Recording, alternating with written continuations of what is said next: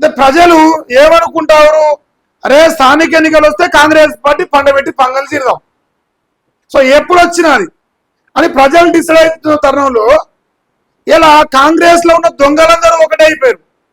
మళ్ళా ఓట్ల దొంగలు మోపైతాం.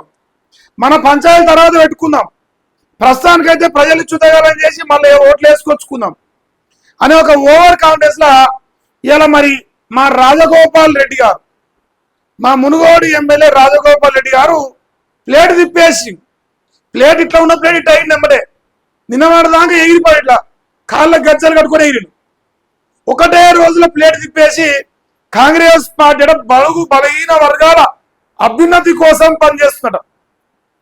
అభ్యున్నతి ఎందుకు గుర్తుకొచ్చిందంటే రేపు మా మునుగోడులో ఏ గ్రామమైనా రాజన్నను పెద్దగా స్వాగతించే పరిస్థితి 5,000 రూపాయలు ఓటించే తప్ప. సో 5,000 రూపాయలు తీసుకొని కూడా ఓటు వేస్తారనే